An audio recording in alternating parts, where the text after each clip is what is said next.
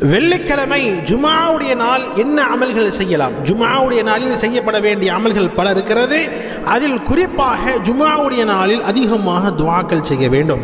ரசூல் ஸல்லல்லாஹு அலைஹி வஸல்லம் அவர்கள் கூறுகிறார்கள், ஜுமாவுடைய நாளில் ஒரு நேரம் இருக்கிறது, அந்த நேரத்தில் அல்லாஹ்வுடையார் அல்லாஹ்விடத்தில் என்னவெல்லாம் துஆ கேட்பாரோ அல்லாஹ் நிச்சயமாக அதை வழங்காமல் இருப்பதில்லை என்பதாக ரசூல் ஸல்லல்லாஹு அலைஹி வஸல்லம் அவர்கள் சொன்னார்கள். எனவே ஜுமாவுடைய நாளில் அதிகமாக அல்லாஹ்விடத்தில் துஆ செய்ய வேண்டும், அல்லாஹ்விடத்தில் துஆக்கள் கேட்க வேண்டும். குறிப்பாக நம்முடைய வாழ்க்கையில் இருக்கக்கூடிய கவலைகள் நீங்க அல்லாஹ்விடத்தில் துஆ செய்யணும். நம்முடைய கடன்கள் நீங்குவதற்கு அல்லாஹ்விடத்தில் துஆ செய்ய வேண்டும். எதிரியின் தொல்லையை விட்டு அல்லாஹ்விடத்தில் பாதுகாப்பு கேட்க வேண்டும். மனிதர்கள் மற்றும் ஜின்களுடைய சூழ்ச்சியை விட்டு அல்லாஹ்விடத்தில் பாதுகாப்பு தேட வேண்டும்.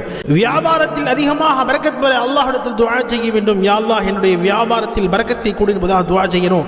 அதே மாதிரி வாழ்க்கையில் மிக மிக முக்கியமானது நம்முடைய வாழ்க்கையில் நிம்மதி. அந்த நிம்மதியை அல்லாஹ்விடத்தில் அதிகமாக இந்த ஜுமா நாளில் நம்ம கேட்டுக்கொண்டே இருக்க வேண்டும். ஜுமாவுடைய நாள் முழுக்க நம்முடைய தேவைகளை அல்லாஹ்விடத்தில் கேட்டுக்கொண்டே இருந்தால் ரசூல் ஸல்லல்லாஹு அலைஹி வஸல்லம் அவர்கள் சொன்ன அந்த நேரத்தில் நம்முடைய துஆக்கள் கேட்டுவிட்டோம் என்று சொன்னால் நிச்சயமாக அல்லாஹ் வழங்காமல் இருப்பதில்லை என்று சொன்னார்களே. நிச்சயமாக நம்முடைய தேவைகளை இந்த ஜுமாவுடைய நாளில் அதிகமாக கேட்க வேண்டும். வல்ல ரஹ்மான் நம் அனைவருக்கும் ஜுமாவுடைய இந்த நன்னாளில் அதிகமாக அமல் செய்யக்கூடிய பாக்கியம் தந்தருள்வானாக. ரசூல் ஸல்லல்லாஹு அலைஹி வஸல்லம் அவர்கள் மீது அதிகமாக ஸலவாத் சொல்லி நாளை மறுமையில் நபிகள் நாயகம் ஸல்லல்லாஹு அலைஹி வஸல்லம் அவர்களுடைய ஷஃபாஅத்தை பெறக்கூடிய நல் முஸ்லிம்களாக அல்லாஹ் நம்மை ஆக்கி அருள்வானாக. ஆமீன்.